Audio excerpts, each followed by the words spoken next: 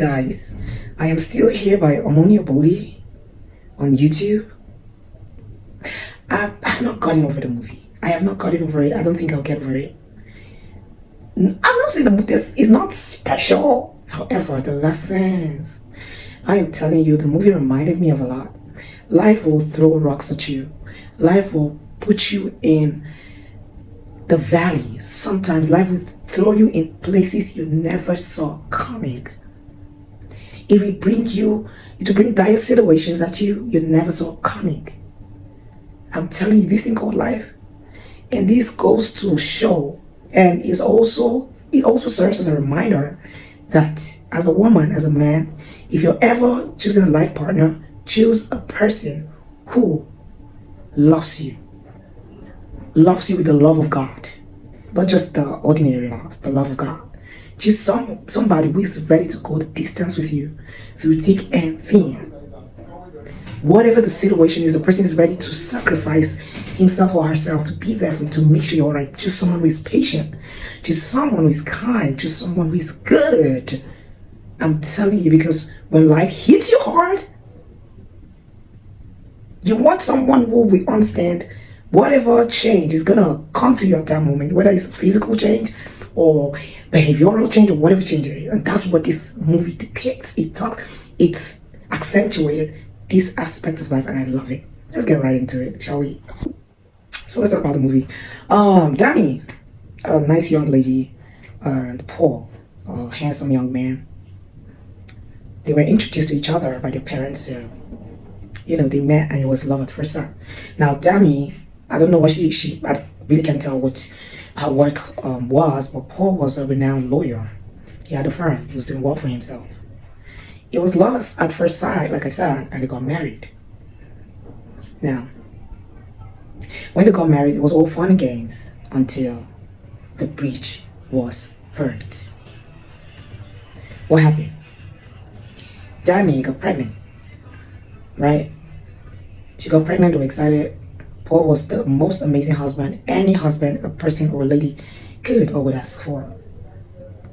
So he was excited, they were both excited. Now Paul was from a Christian home. Paul's dad was actually a pastor. And when their princess came, Phoebe, they named her Phoebe. When she came, they were excited.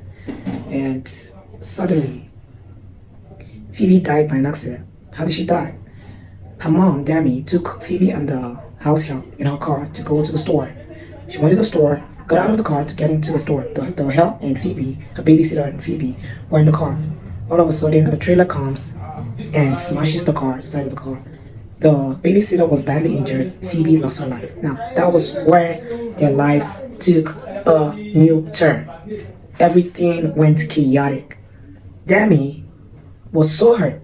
Because the truth is, at the end of the day, different people have different ways of reacting to pain and hurt, right?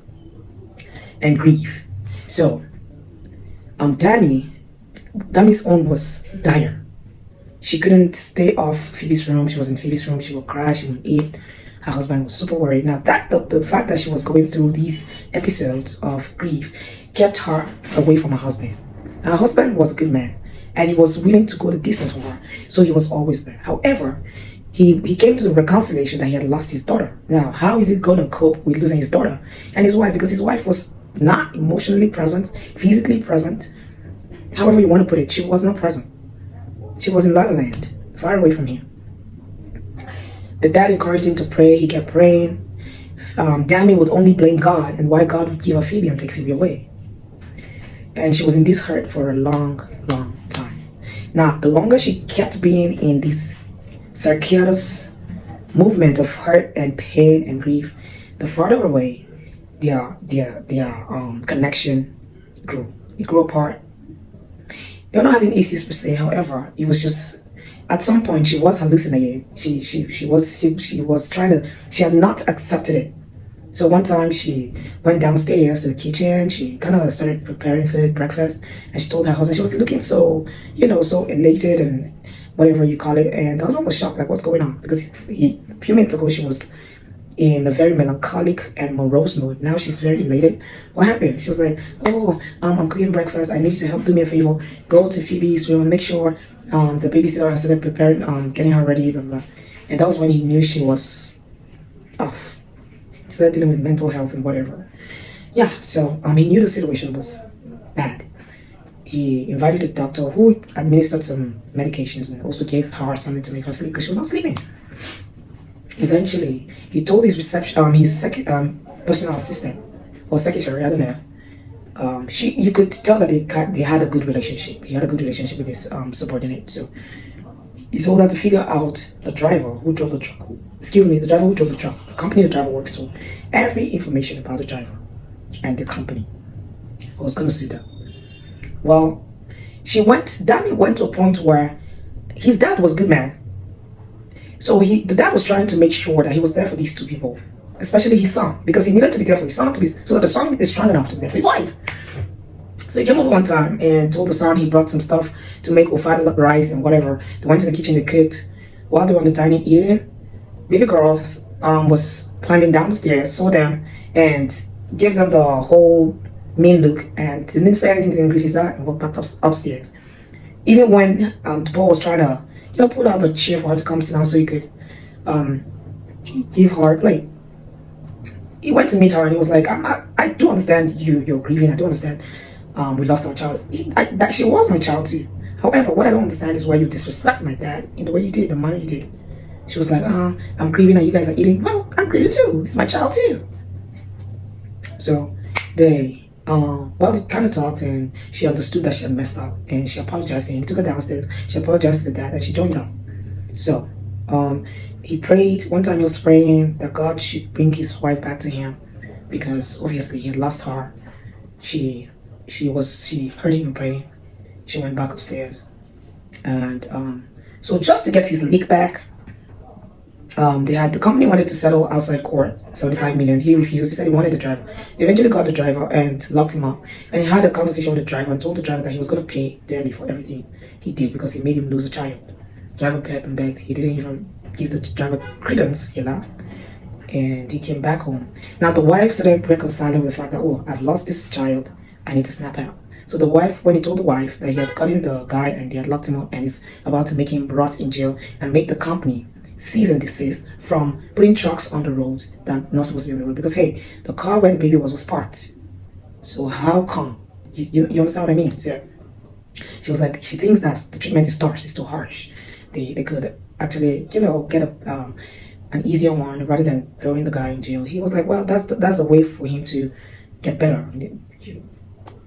And the guy's younger brother came to the house, pleaded with them, told them that the guy is the breadwinner of the family. And he wouldn't rest because their mom is sick. He doesn't rest, he doesn't sleep. He works 3 jobs just to keep the family together. And he wanted his brother to rest because one time he saw the brother sleep on the steering. So the brother was sleeping and the brother needed to drive the truck somewhere. So while the brother was sleeping, he decided to pick the keys to drive the truck so the brother could get some rest. And that was when he was the one responsible for the accident, not his brother. But the brother didn't want to even say anything because the brother was trying to protect his baby brother. So the boy begged and laughed. She started pleading on his behalf. Her husband Paul wouldn't accept it. Well, eventually, she was driving. She saw the boy, that's the baby brother to driver. She saw him walking Gala. She called him in. He took her to her house. At this point, she had started reconciling. She had started healing. She also went to Paul's dad to pray for her. He prayed for her. She also told him what's going on with Paul. So he took her to their house. The house was really bad. They were living in they were impoverished, living in very bad condition. That the mom was really sick. The mom started pleading and said she had some losses in the past, so she understands how Dami feels, but Dami should forgive. So as she was trying to plead, she was coughing and coughing blood. That's how Dami knew the situation was really bad. So Dami took them to the hospital. The doctor said she has cancer of the lungs that is spreading super fast and they need to do something about it. And they need 4 million. So Dami had to call Paul to borrow her 4 million. Paul wanted to know, but she said he should trust her. So she paid for the surgery and whatever. She got back. She told him, she started pleading with him again that she has healed and she feels like he should just forgive, because if he goes on with this, eventually he's gonna regret it because she knows that's not the man she got married to.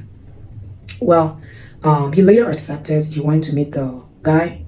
He went to the station to meet the guy. He talked to the guy, said he's dropping every charge, all the charges he's dropping it, and he understands that the guy is the breadwinner of the home. So he has talked to his dad. His dad is a pastor. The dad is willing to help him. So when he is out and situated, he should find him for help. The guy was super grateful. Paul left. Paul came back home and they prayed together with his wife. They rekindled their love. It was baby steps, but it was worth it.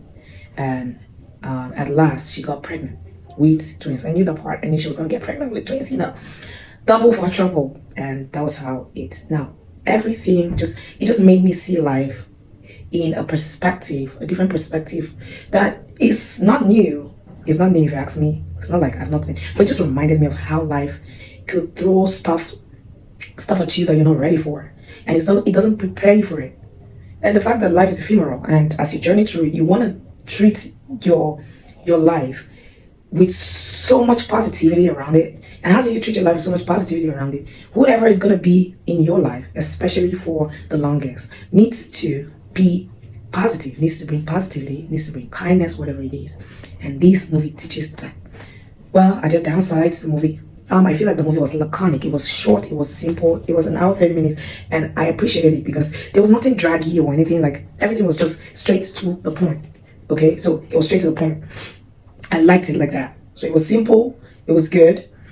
And the actors, of course, Eso Dike, Paul, Dami, Paul's mom, no, Dami's mom, Doyle, I don't remember his name, he was the pastor. So all of them did their thing. There was no flaw whatsoever when it comes to the acting. The acting was good.